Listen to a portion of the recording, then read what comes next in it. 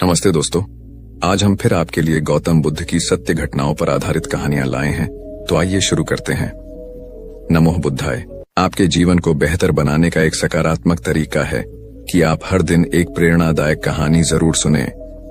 प्रेरणादायक कहानियां गहरे स्तर के ज्ञान को सीखने का एक शानदार तरीका है। यहाँ कुछ लघु प्रेरणादायक कहानियों का संग्रह है जो आपके मन और आत्मा के उत्थान की शक्ति को बढ़ा सकती है। प्रेरणादायक कहानियां हमेशा हमारे जीवन में महत्वपूर्ण भूमिका निभाती हैं, क्योंकि हम ऐसी कहानियों से बहुत कुछ सीख सकते हैं। प्रेरणादायक कहानियों का इतिहास उतना ही पुराना है जितना कि स्वर्ग और नर्क की अवधारणा। कोई भी निर्धारित नहीं कर सकता है कि ये कहानियां वास्तव में कहां से शुरू हुई हैं, लेकिन तथ्य यह है कि ये कहानियां आत्म प्रेरणा और किसी के व्यक्तित्व को विकसित करने में महत्वपूर्ण भूमिका निभाती हैं। ये कहानियां हमेशा दिल को छूती हैं और भावनाएं पैदा करती हैं। इसीलिए जब भी हम कोई अच्छी प्रेरक कहानी सुनते हैं तो हमारी आत्मा तरोताजा हो जाती है। एक किसान की फसल पाले ने बर्बाद कर दी। उसके घर में अन्न का एक दाना भी नहीं बचा। गांव में ऐसा कोई नहीं था जो किसान की सहायता करे। किसान सोचता रहा कि वह क्या करे। जब कोई उपाय नहीं सूझा तो वह एक रात जमींदार के बाड़े में जाकर उसकी एक गाय चुरा लाया। जब सुबह हुई तो उसने गाय का दूध दुहाकर अपने बच्चों को भरपेट पिलाया। उधर जमींदार के नौकरों को जब पता चला कि किसान ने जमींदार की गाय चुराई है तो उन्होंने जमींदार से शिकायत की। जमींदार ने पंचायत में किसान को बुलाया। पांचों ने किसान से पूछा, ये गाय तुम कहां से लाए? किसान ने उत्तर दिया, इसे मैं मेले से खरीद कर लाया हूं। पंचों ने बहुत घुमा फिर कर सवाल किया, किंतु किसान इसी उत्तर पर अड़िग रहा। फिर पंचों ने जमींदार से पूछा, क्या यह गया आपका ही है? जमींदार ने किसान की ओर देखा तो किसान ने अपनी आंखें नीची कर ली। तब जमींदार ने किसान ने कहा, पंचों, मुझसे भूल हुई, ये गाय मेरी नहीं है। पंचों ने किसान को दोष मुक्त कर दिया। घर पहुंचने पर जमींदार के नौकरों ने झूठ का बोलने का कारण पूछा तो जमींदार बोला, उस किसान की नजरों में उसका दर्द झलक रहा था। मैं उसकी विवशता समझ गया। यदि मैं सच बोलता तो उसे सजा हो जाती, इसलिए मैंने झूठ बोलकर एक परिवार को और संकटग्रस्त होने से बचा लिया। इतने में किसान जमींदार की गाय लेकर उसके घर पहुंच गया और जमींदार के पैरों में गिरकर माफी मांगने लगा। जमींदार ने उसे गले से लगाकर माफ कर दिया और उसकी आर्थिक सहायता की। वस्तुतः किसी के भले के लिए बोला गया झूठ पूर्णतः धार्मिक है, क्योंकि संकटग्रस्त की सहायता के लिए साधना की पवित्रता नहीं बल्कि साध्य की सात्विकता देखी जाती है। एक स्थान पर 3 पर्वत थे। उन पर्वतों के साथ लगी हुई एक बड़ी खाई थी, जिसके कारण कोई उस तरफ नहीं जा पाता था। एक बार देवताओं का उस ओर आना हुआ। उन्होंने पहाड़ों से कहा, हमें इस क्षेत्र का नामकरण करना है। तुम में से किसी एक के नाम पर ही नामकरण किया जाएगा। हम तुम तीनों की एक एक इच्छा पूरी कर सकते हैं। 1 वर्ष बाद जिस पर्वत का सर्वाधिक विकास होगा उसी के नाम पर इस क्षेत्र का नामकरण किया जाएगा। पहले पर्वत ने वर मांगा, मैं सबसे ऊंचा हो जाऊं ताकि दूर दूर तक दिखाई दूं। दूसरे ने कहा, मुझे प्राकृतिक संपदाओं से भरकर घना और हरा भरा कर दो। तीसरे पर्वत ने वर मांगा, मेरी ऊंचाई कम कर इसे खाई को समतल बना दो ताकि यह संपूर्ण क्षेत्र उपजाऊ हो जाए। देवता तीनों की इच्छा पूर्ण होने का वरदान देकर चले गए। जब 1 वर्ष बाद देवता उस क्षेत्र में एक बार फिर पहुंचे तो उन्होंने देखा कि पहला पर्वत बहुत ऊंचा हो गया था, किंतु वहां कोई नहीं जा पाता था। दूसरा पर्वत इतना अधिक घना व हरा भरा हो गया था कि उसके भीतर सूर्य की रोशनी तक नहीं पहुंच पाती थी, इसलिए कोई उसके भीतर जाने का साहस ही नहीं कर पाता था। तीसरे पर्वत की ऊंचाई बहुत कम हो गई थी और खाई भर जाने से उसके आसपास की भूमि उपजाऊ हो गई थी, इसलिए लोग वहां पर आकर बसने लगे थे। देवताओं ने उस क्षेत्र का नाम तीसरे पर्वत के नाम पर रखा। कथासार यह है कि हर किसी की निगाह में आने की इच्छा और शबे ऊंचा होना अहंकार का प्रतीक है। प्राकृतिक संपदाओं से भरा होने के बावजूद किसी के काम न आना स्वार्थी वृत्ति को दर्शाता है। अपने गुणों व धन का समाज विकास हेतु उपयोग करने वाला ही वास्तव में सम्मान का अधिकारी होता है। आश्रम में रहने वाले शिष्यों ने एक दिन अपने गुरु से प्रश्न किया, गुरुजी, धन, कुटुंब और धर्म में से कौन सच्चा सहायक है? गुरुजी ने उत्तर में यह कथा सुनाई। एक व्यक्ति के 3 मित्र थे। तीनों में से एक उसे अत्यधिक प्रिय था। वह प्रतिदिन उससे मिलता और जहां खिन्न जाना होता तो वह उसी के साथ जाता। दूसरे मित्र से उस व्यक्ति की मध्यम मित्रता थी, उससे वह 2-4 दिन में मिलता था। तीसरा मित्र से वह 2 माह में एक बार ही मिलता और कभी किसी काम में उसे साथ नहीं रखता था। एक बार अपने व्यापार के सिलसिले में उस व्यक्ति से कोई गलती हो गई, जिसके लिए उसे राजदरबार में बुलाया गया। वह घबराया और उसने प्रथम मित्र से सदा की भांति साथ चलने का आग्रह किया, किंतु उसने सारी बात सुनकर चलने से इनकार कर दिया, क्योंकि वह राजा से संबंध बिगाड़ना नहीं चाहता था। दूसरे मित्र ने भी व्यस्तता जताकर चलने में असमर्थता जताई, किंतु तीसरा मित्र न केवल साथ चला बल्कि राजा के समक्ष उस व्यक्ति का पक्ष जोरदार ढंग से प्रस्तुत किया, जिस कारण राजा ने उसे दोष मुक्त कर दिया।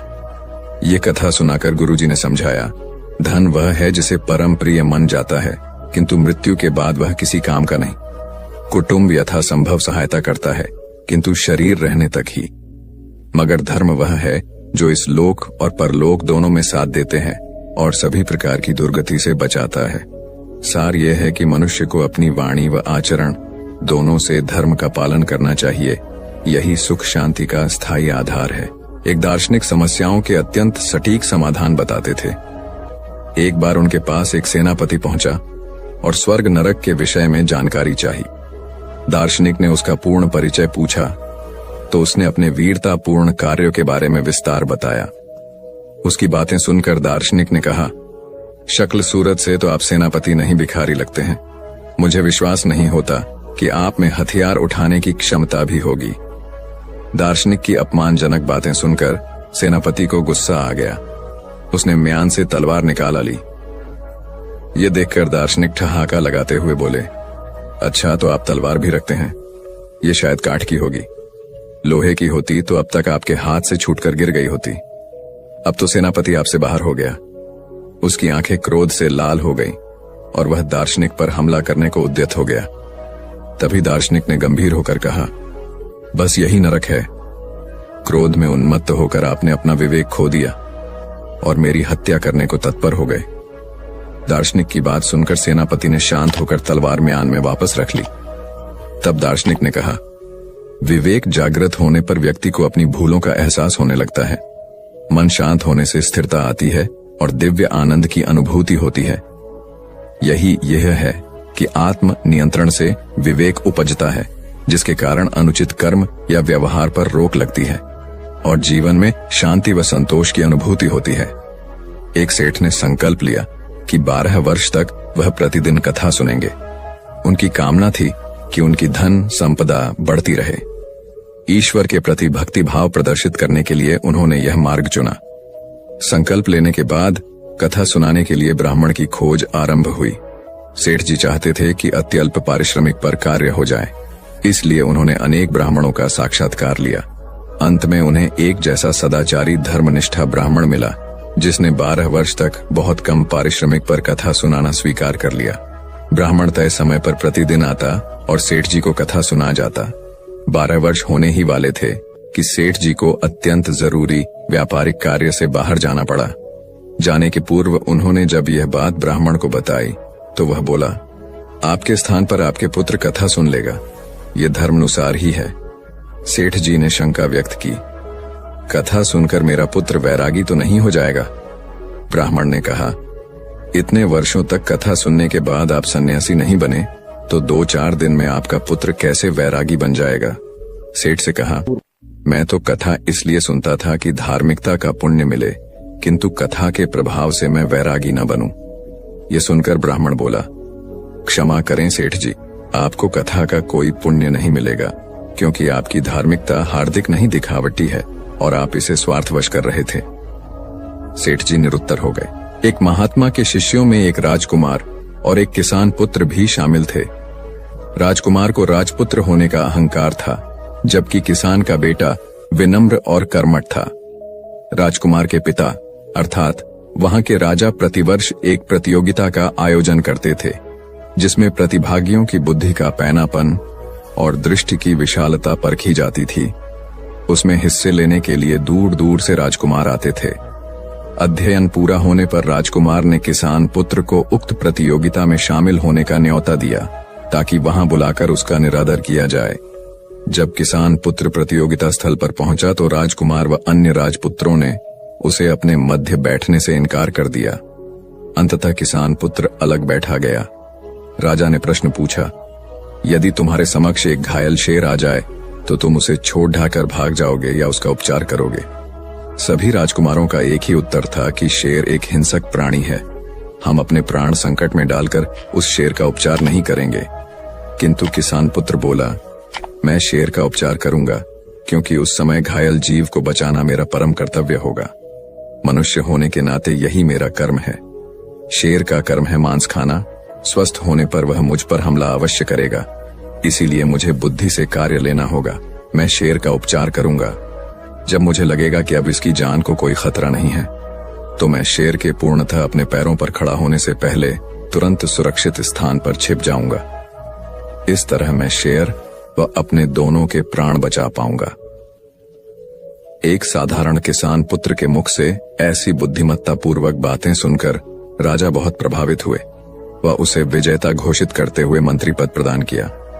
वस्तुतः व्यक्ति का मूल्यांकन उसके वस्त्र या रहन सहन से नहीं बल्कि उसके विचार व कर्मों के आधार पर होना चाहिए। दंडी स्वामी बहुत बड़े विद्वान थे। वे सत्य के आग्रही थे और अहंकार व पाखंडी से दूर रहते थे। उनका आश्रम मथुरा में था।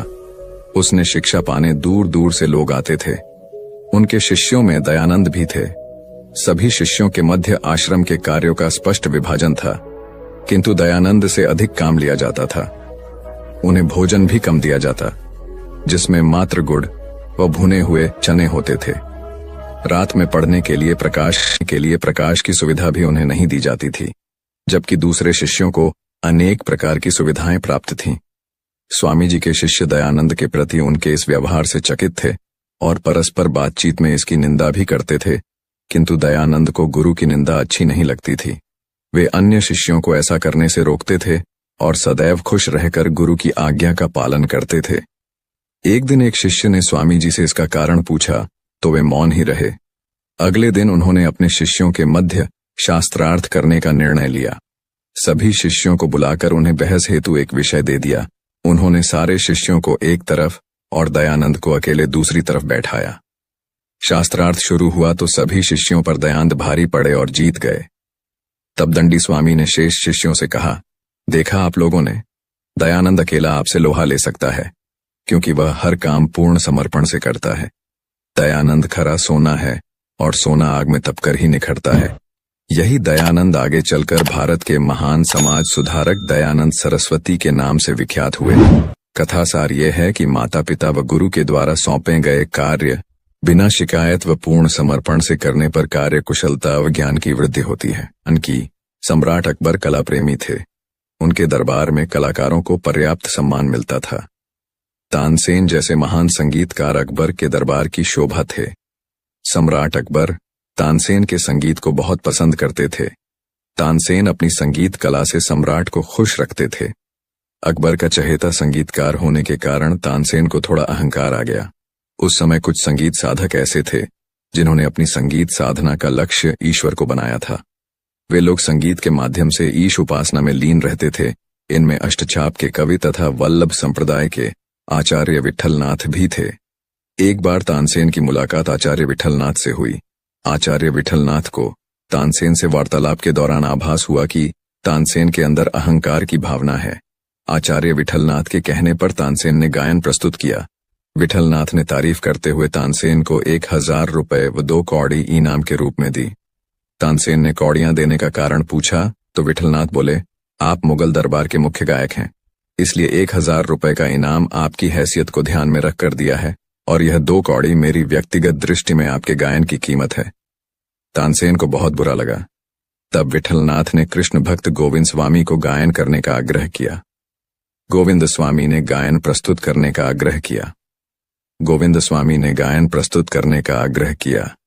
गोविंद स्वामी ने गायन प्रस्तुत किया, जिसे सुनकर तानसेन की गलतफहमी दूर हो गई।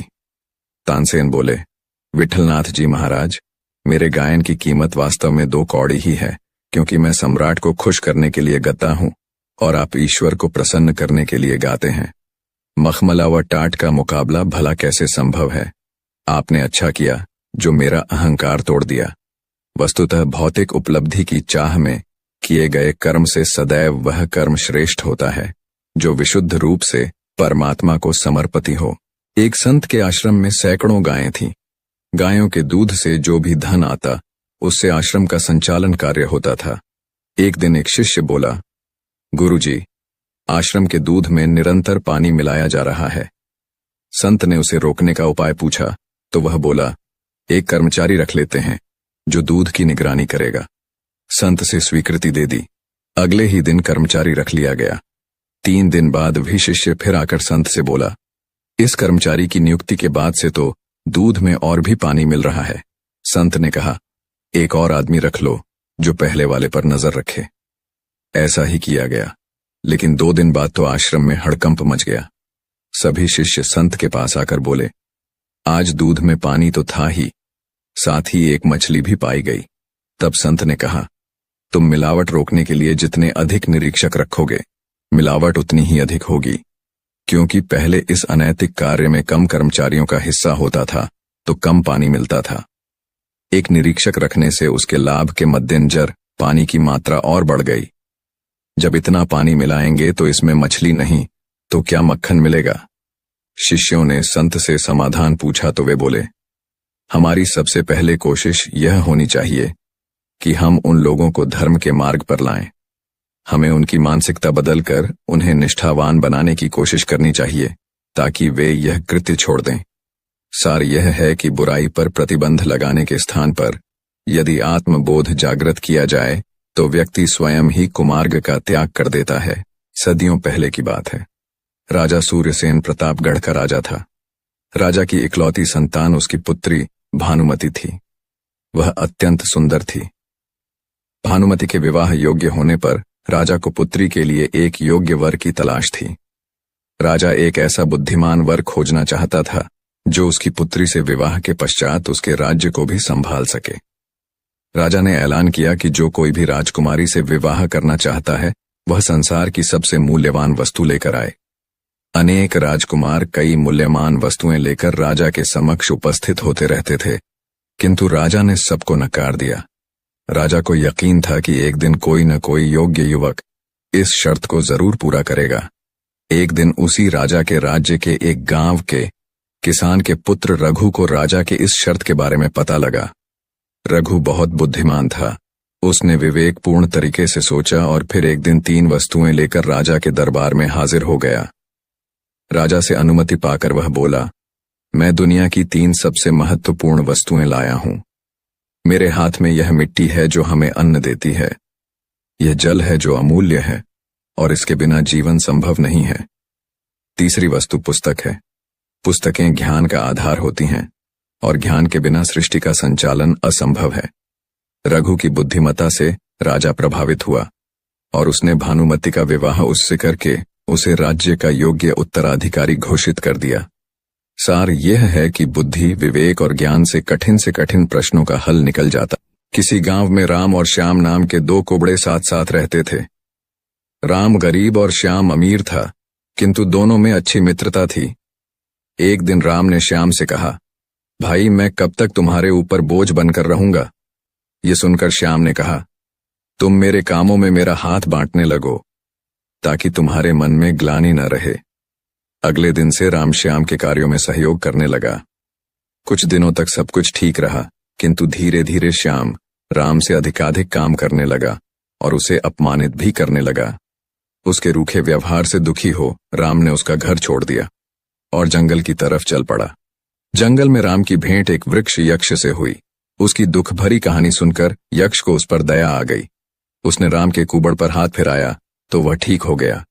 फिर यक्ष ने उसे एक थैली देते हुए कहा, इसमें सोने की मोहरें हैं। यदि तुम सदैव सदाचरण करोगे तो यह थैली कभी तुम्हारा साथ नहीं छोड़ेगी। राम जब वापस गांव लौटा तो श्याम के मन में लोभ जागृत हुआ और वह भी जंगल पहुंच गया। यक्ष के पास जाकर अपना दुखड़ा रोने लगा, लेकिन यक्ष अपनी शक्ति से श्याम के झूठ को समझ गया। श्याम का लालच देखकर यक्ष ने उसकी पीठ पर एक और कुंवर पैदा कर दिया और उसे भगा दिया। कथासार यह है कि व्यक्ति के कर्मों से ही उसका वर्तमान और भविष्य तय होता है। अतः कभी झूठ से आगे बढ़ने की मत सोचो, सदा सत्कर्मों की राह पर चलो। अपने काम को खुद नहीं समझे महत्वहीन। मुकेश दफ्तर में नए हैं। पहले वह दूसरे संस्थान में काम करते थे। अपना काम तल्लीनता से करते हैं, लेकिन चेहरा बताता है कि मुकेश अपने काम से खुश नहीं है। एक दिन इस बारे में पूछने पर उन्होंने कहा, जब काम में मन नहीं लगे तो चेहरा उदास हो ही जाता है। काम में मन क्यों नहीं लग रहा है? यह पूछने पर उन्होंने कहा, अरे यह भी कोई काम है। इसके बाद उन्होंने ढेर सारे तथ्यों के साथ अपने काम को महत्वहीन बताने की कोशिश की। उन्होंने यह भी कहा कि इस समय जो काम मेरे जिम्मे है उसके आधार पर दूसरे संस्थान में नौकरी भी नहीं मिलेगी। इस बात को मुकेश के रिपोर्टिंग मैनेजर मिस्टर कुमार को बताया गया। वह सुलझे हुए इंसान है। उन्होंने तरीके से मुकेश को समझाया कि उनका काम कैसे महत्वपूर्ण है। मिस्टर कुमार ने उनसे पूछा, मुकेश पहले अपने काम के बारे में बताइए। मुकेश ने कहा, मेरा काम यह देखना है कि हमारी कंपनी के प्रोडक्ट में कहां कहां गड़बड़ी है, उसे कैसे दूर किया जा सकता था। आगे ऐसा क्या किया जाए जिससे पुरानी खामियां फिर से सामने नहीं आए। मुकेश की बात खत्म होते ही मिस्टर कुमार ने कहा, यह जानकर अच्छा लगा कि आपको अपने काम की अच्छी समझ है। जैसा आपने कहा है उसके अनुसार आपका काम प्रोडक्ट को कैसे बेहतर बनाया जाए और उसके निर्माण के दौरान की खामियों को दूर करने से जुड़ा है। मुकेश ने हाँ में सर हिलाया। इसके बाद मिस्टर कुमार ने पूछा, जब प्रोडक्ट को लेकर इतनी बड़ी ही जिम्मेदारी कंपनी ने आपको दी है, तब आप अपने काम को महत्वहीन क्यों समझते हैं? एक आम धारणा है कि जो लोग प्रोडक्ट के निर्माण से सीधे जुड़े हैं वही मेनस्ट्रीम में काम करते हैं, लेकिन हर काम मेनस्ट्रीम का होता है। अगर ऐसा नहीं होता तो कंपनी आपके ऊपर खर्च नहीं करती। कंपनी को पता है कि आपके काम का परिणाम प्रोडक्ट पर दिखेगा। इसलिए इस बात को मन से निकालिए कि आप जो काम कर रहे हैं उसकी पूछ नहीं है। ध्यान से देखेंगे तो लगेगा कि आपका काम ही सबसे महत्वपूर्ण है। एकता और समझदारी। ऊंचे आकाश में सफेद कबूतरों की एक टोली उड़कर जा रही थी। बहुत दूर जाना था उन्हें, लंबा रास्ता था। सुबह से उड़ते उड़ते थकान होने लगी थी। सूरज तेजी से चमक रहा था। कबूतरों को भूख लगने लगी थी। तभी उन्होंने देखा कि नीचे जमीन पर चावल के बहुत से दाने पड़े थे। कबूतरों ने एक दूसरे से कहा, चलो भाई थोड़ी देर रुककर कुछ खा लिया जाए, फिर आगे जाएंगे। एक बुजुर्ग कबूतर ने चारों ओर देखा। वहां दूर दूर तक कोई घर या मनुष्य दिखाई नहीं दे रहा था। फिर चावल के ये दाने यहाँ कहाँ से आए? बुजुर्ग कबूतर ने बाकी कबूतरों को समझाया, मुझे लगता है कि यहाँ कुछ गड़बड़ है, तुम लोग नीचे मत उतरो। लेकिन किसी ने भी उसकी बात नहीं सुनी। सभी कबूतर तेजी से उतरे, दाना चुगने लगे। इतने बढ़िया दाने बहुत दिनों के बाद खाने को मिले थे। वे बहुत खुश थे। जब सभी ने भरपेट खा लिया तो बोले, चलो भाई अब आगे चला जाए। लेकिन यह क्या? जब उन्होंने उड़ने की कोशिश की तो उड़ ही नहीं पाए। दोनों के साथ साथ वहां एक चिड़ीमार का जाल भी था जिसमें उनके पांव फंस गए थे। उन्हें अपनी गलती पर पछतावा हुआ। बूढ़ा कबूतर पेड़ पर बैठकर सब देख रहा था। उसने जब अपने साथियों को मुसीबत में देखा तो फौरन उड़ा और चारों ओर देखा। दूर उसे चिड़ीमार आता दिखाई दिया। वह फौरन लौटा और अपने साथियों को बताया। सब वहां से निकलने का उपाय सोचने लगे। तब बूढ़े कबूतर ने कहा, दोस्तों एकता में बड़ी शक्ति होती है। सब एक साथ उड़ड होगे तो जाल तुम्हें रोक नहीं पाएगा। उसने गिना, 1 2 3। उड़ो सारे कबूतरों ने एक साथ जोर लगाया और जाल उनके साथ उठने लगा। जब तक चिड़ीमार वहां पहुंचा तब तक जाल काफी ऊपर उठ चुका था। वह देखता ही रह गया और कबूतर जाल लेकर उड़ गए। बूढ़ा कबूतर सबसे आगे उड़ रहा था। काफी देर उड़ने के बाद वे नीचे उतरे। वहां कबूतरों के दोस्त चूहे रहते थे। चूहों ने अपने तेज दांतों से जाल काट दिया। इस तरह बूढ़े कबूतर की समझदारी और साथ मिलकर काम करने से सभी कबूतर बच गए। अवश्य सुननी चाहिए। तो चलिए कहानी को शुरू करते हैं। नुकसान का मातम मनाने से नहीं मिलती सफलता। एक बार आकाश नाम का लड़का मायूस बैठा था। उसे व्यापार में बहुत नुकसान हुआ था। बैंक से भी उसने कर्ज ले रखा था, लेकिन नुकसान की वजह से वह किस्त चुकाने की स्थिति में नहीं था। उसे डर लग रहा था कि बैंक वाले दबाव बनाने लगेंगे तो वह क्या करेगा। उसे यह भी समझ में नहीं आ रहा था कि आगे कौन सा काम शुरू करें। जिस बिजनेस में नुकसान हुआ था उसे दोबारा शुरू करने की हिम्मत आकाश में नहीं थी। यही सब सोचकर वह परेशान रहने लगा। एक दिन उसका दोस्त परेश उससे मिलने आया। परेश ने आकाश को देखते ही कहा, क्या बात है यार, बहुत परेशान लग रहे हो। आकाश ने अपनी परेशानी छुपाने की कोशिश करते हुए कहा, कुछ नहीं यार, बिजनेस में थोड़ा उतर चढ़ाव आता रहता है। परेश ने कहा, तुम्हारा चेहरा बता रहा है कि मामला गंभीर है, मुझसे छुपाओ नहीं। परेश की बात सुनकर आकाश ने उसे अपनी सारी कहानी बता दी। इसके बाद उसने पूछा, मेरी जगह तुम होते तो क्या करते। परेश ने थोड़ा सोचने के बाद कहा, अगर मैं तुम्हारी जगह होता तो अपनी असफलता पर पछतावा नहीं करता, आगे क्या करना है उस पर विचार करता। पछतावा करते रहने से आदमी नुकसान से, दुख से बाहर नहीं निकल पाता है। मेरी मानो तो तुम नए सिरे से अपने बिजनेस को खड़ा करने की सोचो। मित्र की सलाह के बाद आकाश ने कहा, तुम बात तो ठीक कह रहे हो, लेकिन मुझ में फिर से वही बिजनेस शुरू करने की हिम्मत नहीं है। इस पर परेश ने कहा, यह सही है कि तुम्हें नुकसान हुआ है, लेकिन तुम्हें तजुर्बा भी मिला है। अगर तुम कुछ नया शुरू करने की योजना बनाते हो तो तुम्हें शून्य से शुरू करना होगा। अगर तुम अपने पुराने काम को नए सिरे से शुरू करते हो तो तुम्हें बहुत ज्यादा होमवर्क करने की जरूरत नहीं पड़ेगी। मेरी राय में तुम्हें नुकसान का मातम नहीं मानना चाहिए। काम को नए सिरे से शुरू करने की प्लानिंग करनी चाहिए। जितना ज्यादा नुकसान के बारे में सोचोगे उतना अधिक तुम अपनी सफलता से दूर होते जाओगे। तो असफलता से भी सीखने की कोशिश करनी चाहिए। शेखर ने अपने दादाजी से यह सवाल पूछा। सभी भी अपने जीवन में आगे बढ़ना चाहते हैं, लेकिन बहुत कम लोग ही अपने लक्ष्य तक पहुंच पाते हैं। अगर अपने लक्ष्य तक पहुंचना है तो क्या करना चाहिए। शेखर स्नातक अंतिम वर्ष का छात्र है और प्रतियोगिता परीक्षाओं की तैयारी कर रहा है। उसके दादाजी प्राइमरी स्कूल से रिटायर्ड शिक्षक हैं। उन्होंने शेखर का सवाल सुनने के बाद कहा, अपने लक्ष्य तक पहुंचने के लिए व्यक्ति को सबसे पहले खुद को असफलताओं को स्वीकार करने के लिए तैयार करना चाहिए। दादाजी का जवाब सुनने के बाद शेखर ने पूछा, मैं आपकी बात समझ नहीं पाया। आखिर अपने आप को असफलता के लिए तैयार कर सफलता कैसे पाई जा सकती है। शेखर का सवाल सुनने के बाद दादाजी ने कहा, इस बात को मैं तुम्हारा ही उदाहरण देकर समझता हूं। तुम इस समय प्रतियोगिता परीक्षाओं की तैयारी कर रहे हो। तुम अगले वर्ष होने वाली परीक्षाओं में बैठोगे। तुम यही सोचकर बैठोगे कि तुम्हें सफलता मिलेगी। दादाजी की बात पर शेखर ने हाँ में सिर हिलाया। इसके बाद दादाजी जी ने कहा, मान लो तुम अपने पहले प्रयास में असफल हो जाते हो तो तुम क्या करोगे। शेखर ने कहा, मुझे बहुत निराशा होगी। मैं तैयारी में अपनी तरफ से कहीं कमी नहीं छोड़ रहा हूं। दादाजी ने कहा, निराशा ही असफलता की जड़ है। वह कैसे? शेखर ने सवाल किया। दादाजी बोले, तुम्हें लगता है कि तुम्हारी तैयारी मुकम्मल है, लेकिन परीक्षा तो दूसरे की इच्छा पर निर्भर है। अगर तुम पहले प्रयास में असफल होने के बाद निराश हो जाते हो तो तुम्हारी आगे की तैयारी प्रभावित होगी। अगर तुम असफलता को अपनी कमियों को दुरुस्त करने का मौका मानोगे, तभी आगे की तैयारी में उन्हें दूर कर पाओगे। हर परीक्षार्थी यही सोचता है कि उसकी तैयारी पूरी है, लेकिन सफलता कुछ लोगों को ही मिलती है। ये वही लोग होते हैं जो अपनी असफलता से सीखते हैं ही और दूसरों की असफलता से भी सीखने की कोशिश करते हैं। एक शहर में एक बहुत अमीर व्यक्ति रहता था। उसका नाम तो था धनीमल, लेकिन था वह बेहद कंजूस। उसका कहना था कि अगर आप अपना पैसा अपने पास रखेंगे तो सबको पता चल जाएगा कि आपके पास बहुत पैसे हैं।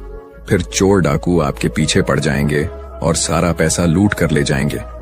इसलिए वह अपना सारा पैसा छिपा कर रखता था और खुद एक बहुत गरीब व्यक्ति के समान रहता था। पैबंद लगे कपड़े, घिसे हुए जूते, रूखा सूखा खाना, यह सब देखकर लोग उसे भिखारी समझते थे। जिनको पता था कि वह धनवान है, वे उसे कंजूस कहकर बुलाते थे। एक दिन धनीमल को अपनी संपत्ति को चोरों से बचाने का एक बहुत बढ़िया उपाय समझ में आया। उसने सारे पैसों से बहुत सा सोना खरीद लिया और फिर सारे सोने को पिघलाकर उसका एक बड़ा सा गोला बना लिया। उसने शहर के बाहर जाकर एक पुराने कुएं के पास एक गड्ढा खोदा और सोने का वह गोला उसमें डालकर गड्ढा बंद कर दिया। वह अब निश्चिंत था।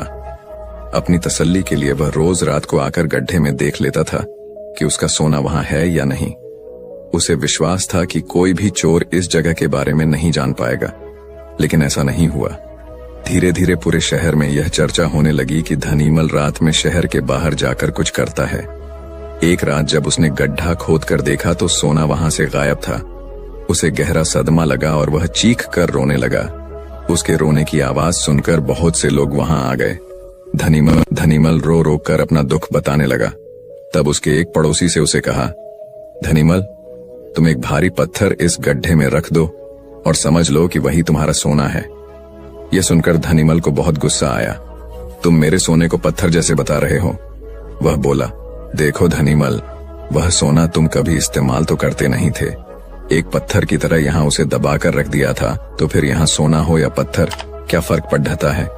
उसका पड़ोसी बोला, बात तो ठीक ही थी। धनीमल ने बहुमूल्य सोने को पत्थर के समान मूल्यहीन बना दिया था। उसके बाद धनीमल ने मेहनत करके फिर पैसे कमाए, लेकिन अब वह कंजूस नहीं रहा था। अपने पैसे को वह अपने ऊपर और दूसरे लोगों की सहायता के लिए खर्च करता था। जीवन साथी सबसे अजीज होता है। कॉलेज में हैप्पी मैरिड लाइफ पर एक कार्यक्रम हो रहा था, जिसमें कुछ शादीशुदा जोड़े हिस्सा ले रहे थे। जिस समय प्रोफेसर मंच पर आए, उन्होंने नोट किया कि सभी पति पत्नी शादी पर जोक कर हंस रहे थे। ये देखकर प्रोफेसर ने कहा कि चलो पहले एक गेम खेलते हैं, उसके बाद अपने विषय पर बातें करेंगे। सभी खुश हो गए और कहा, कौन सा गेम? प्रोफेसर ने एक मैरिड लड़की को खड़ा किया और कहा कि तुम ब्लैक बोर्ड पे ऐसे 25-30 लोगों के नाम लिखो जो तुम्हें सबसे अधिक प्यारे हों। लड़की ने पहले तो अपने परिवार के लोगों के नाम लिखे, फिर अपने सगे संबंधी, दोस्तों, पड़ोसी और सहकर्मियों के नाम लिख दिए। अब प्रोफेसर ने उसमें से कोई भी कम पसंद वाले 5 नाम मिटाने को कहा। लड़की ने अपने सहकर्मियों के नाम मिटा दिए। प्रोफेसर ने और 5 नाम मिटाने को कहा। लड़की ने थोड़ा सोचकर अपने पड़ोसियों के नाम मिटा दिए। अब प्रोफेसर ने और 10 नाम मिटाने को कहा। लड़की ने अपने सगे संबंधी और दोस्तों के नाम मिटा दिए। अब बोर्ड पर सिर्फ 4 नाम बचे थे, जो उसके मम्मी पापा, पति और बच्चे का नाम था। अब प्रोफेसर ने कहा, इसमें से और 2 नाम मिटा दो। लड़की असमंजस में पड़ गई। बहुत सोचने के बाद बहुत दुखी होते हुए उसने अपने मम्मी पापा का नाम मिटा दिया। सभी लोग स्तब्ध और शांत थे, क्योंकि वो जानते थे कि ये गेम सिर्फ वो लड़की ही नहीं खेल रही थी, उनके दिमाग में भी यही सब चल रहा था। अब सिर्फ 2 ही नाम बचे थे, पति और बेटे का। प्रोफेसर ने कहा, और 1 नाम मिटा दो। लड़की अब सहमी सी रह गई। बहुत सोचने के बाद रोते हुए अपने बेटे का नाम काट दिया। प्रोफेसर ने उस लड़की से कहा, तुम अपनी जगह पर जाकर बैठ जाओ, और सभी की तरफ गौर से देखा और पूछा, क्या कोई बता सकता है कि ऐसा क्यों हुआ कि सिर्फ पति का ही नाम बोर्ड पर रह गया? कोई जवाब नहीं दे पाया। सभी मुंह लटकाकर बैठे थे। प्रोफेसर ने फिर उस लड़की को खड़ा किया और कहा, ऐसा क्यों? जिसने तुम्हें जन्म दिया और पाल पोस कर इतना बड़ा किया, उनका नाम तुमने मिटा दिया। और तो और, तुमने अपनी कोख से जिस बच्चे को जन्म दिया, उसका भी नाम तुमने मिटा दिया। लड़की ने जवाब दिया कि अब मम्मी पापा बूढ़े हो चुके हैं। कुछ साल के बाद वो मुझे और इस दुनिया को छोड़ के चले जाएंगे। मेरा बेटा जब बड़ा हो जाएगा तो जरूरी नहीं कि वो शादी के बाद मेरे साथ ही रहे, लेकिन मेरे पति जब तक मेरी जान में जान है, तब तक मेरा आधा शरीर बन के मेरा साथ निभाएंगे। इसलिए मेरे लिए सबसे अजीज मेरे पति हैं। प्रोफेसर और बाकी स्टूडेंट ने तालियों की गूंज से लड़की को सलामी दी। प्रोफेसर ने कहा, तुमने बिल्कुल सही कहा कि तुम और सभी के बिना रह सकती हो, पर अपने आधे अंग अर्थात अपने पति के बिना नहीं रह सकती। मजाक मस्ती तक तो ठीक है, पर हर इंसान का अपना जीवन साथी ही उसको सबसे ज्यादा अजीज होता है। दिमाग का इस्तेमाल कर पक्ष में करें परिस्थितियां। एक शेर जंगल में शिकार पर निकला था। एक लोमड़ी अचानक उसके सामने आ गई। लोमड़ी को लगा कि अब उसे कोई नहीं बचा सकता है, लेकिन उसने हार नहीं मानी और अपनी जान बचने के लिए एक तरकीब सोची। लोमड़ी ने शेर से कड़े शब्दों में कहा, तुम्हारे पास इतनी ताकत नहीं कि मुझे मार सको। ये सुनकर शेर थोड़ा अचंभित हुआ।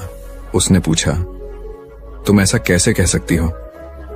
लोमड़ी ने अपनी आवाज और ऊंची करते हुए बोली, मैं तुम्हें सच बता देती हूं। ईश्वर ने स्वयं मुझे इस जंगल और जंगल में रहने वाले सभी जानवरों का राजा बनाया है। यदि तुमने मुझे मारा तो यह ईश्वर के विरुद्ध होगा और तुम भी मर जाओगे। कुछ देर चुप रहने के बाद लोमड़ी ने कहा, अगर विश्वास नहीं हो रहा है तो तुम मेरे साथ जंगल घूमने चलो। तुम मेरे पीछे चलना और देखना कि जंगल के जानवर मुझसे कितना डरते हैं। शेर इसके लिए तैयार हो गया। लोमड़ी निडर होकर शेर के आगे आगे चलने लगी। लोमड़ी के पीछे शेर को चलते देखकर जंगल के दूसरे जानवर डर कर भाग गए। कुछ देर जंगल में घूमने के बाद लोमड़ी ने शेर से सवाल किया, क्या तुम्हें मेरी बात पर विश्वास हुआ? कुछ देर चुप रहने के बाद शेर ने कहा, तुम ठीक कहती हो, जंगल की राजा तुम ही है। परिस्थितियां कितनी भी विपरीत क्यों ना हो, हम अपने दिमाग का इस्तेमाल कर उसे अपने पक्ष में कर सकते हैं। हमारा दिमाग प्रोग्राम के आधार पर काम करने वाला कंप्यूटर नहीं है। दिमाग को आउट ऑफ बॉक्स सोचने की क्षमता है। हर समस्या का समाधान तलाशने की ताकत है। यह तभी संभव होगा जब हम विपरीत परिस्थितियां में भी अपना धैर्य बरकरार रखेंगे। सफल होने के लिए हमेशा सीखते रहें। सिकंदर और रोहित मित्र हैं। दोनों ने एक साथ अपना अपना काम शुरू किया। दोनों मित्रों का व्यापार खूब चला। कुछ समय बाद रोहित ने सोचा कि अब मेरा व्यापार चल पड़ा है, मैं तरक्की करता चला जाऊंगा, इसलिए अब मुझे इस लाइन में कुछ नया सीखने की जरूरत नहीं है। व्यापार में उतार चढ़ाव आते रहते हैं। रोहित के व्यापार में भी ऐसी स्थिति आई और उसे नुकसान झेलना पड़ा। सिकंदर के व्यापार में भी उतार चढ़ाव आए, पर उसे उतना नुकसान नहीं हुआ जितना रोहित को हुआ। रोहित सोचने लगा कि सिकंदर ने अपने नुकसान को नियंत्रित कैसे किया। रोहित ने इस बारे में उससे पूछने का मन बनाया। जब उसने सिकंदर से इस बारे में पूछा, तब सिकंदर ने कहा कि मैं अभी सीख रहा हूं। रोहित ने कहा, मैं समझा नहीं। सिकंदर ने अपनी बात समझाते हुए कहा, मैं अपनी ही नहीं दूसरों की गलतियों और कामयाबी से भी सीखता हूं। इससे मेरे जीवन में एक जैसी परेशानी बार बार नहीं आती। अगर आती भी है तो आसानी से हल हो जाती है। सिकंदर की बात सुनकर रोहित को अपनी गलती का एहसास हुआ। उसे एहसास हुआ कि शुरुआती सफलता के बाद उसने सीखना एकदम छोड़ दिया था। यही वजह है कि अपने व्यापार में होने वाले नुकसान का आकलन वह नहीं कर पाया। जीवन में सफल होने के लिए सीखते रहना जरूरी है। इंसान को हमेशा सीखते रहना चाहिए। इससे उसके भीतर नकारात्मक विचार नहीं आते हैं, बल्कि उसमें सकारात्मक बदलाव आता रहता है और सफलता की सीढ़ियां चढ़ता रहता है। सीखते रहने वाले व्यक्ति को सफलता के अवसर भी ज्यादा मिलते हैं। सबसे बड़ी बात यह है कि इस तरह के व्यक्ति में अहंकार नहीं होता। जिसके मन में अहंकार होगा वह कभी सीखने का प्रयास नहीं करेगा। घमंड कुल्हाड़ी हुई निरुत्तर। एक बार कुल्हाड़ी और लकड़ी के एक डंडे में विवाद छिड़ गया। दोनों स्वयं को शक्तिशाली बता रहे थे। हालांकि लकड़ी का डंडा बाद में शांत हो गया, किंतु कुल्हाड़ी का बोलना जारी रहा। कुल्हाड़ी में घमंड अत्यधिक था। वह गुस्से में भरकर बोल रही थी, तुमने स्वयं को समझ क्या रखा है? तुम्हारी शक्ति मेरे आगे पानी भरती है। मैं चाहूं तो बड़े बड़े वृक्षों को पल में काट कर गिरा दूं, धरती का सीना फाड़कर उसमें तालाब कुआं बना दूं। तुम मेरी बराबरी कर पाओगे? मेरे सामने से हट जाओ, अन्यथा तुम्हारे टुकड़े टुकड़े कर दूंगी। लकड़ी का डंडा कुल्हाड़ी की अहंकारपूर्ण बातों को सुनकर धीरे से बोला, तुम जो कह रही हो वह बिल्कुल ठीक है, किंतु तुम्हारा ध्यान शायद एक बात की ओर नहीं गया। जो कुछ तुमने करने को कहा है बेशक तुम कर सकती हो, किंतु अकेले अपने दम पर नहीं कर सकती। कुल्हाड़ी ने चिढ़कर कहा, क्यों? मुझ में किस बात की कमी है? डंडा बोला, जब तक मैं तुम्हारी सहायता न करूं तुम यह सब नहीं कर सकती हो। जब तक मैं हत्या बनकर तुम्हें न लगाया जाऊं तब कोई किसे पकड़कर तुमसे ये सारे काम लेगा? बिना हत्थे की कुल्हाड़ी से कोई काम लेना असंभव है। कुल्हाड़ी को अपनी भूल का एहसास हुआ और उसने डंडे से क्षमा मांगी। कथा सार यह है कि दुनिया सहयोग से चलती है। जिस प्रकार ताली दोनों हाथों के मेल से बजती है, उसी प्रकार सामाजिक विकास भी परस्पर सहयोग से ही संभव होता है।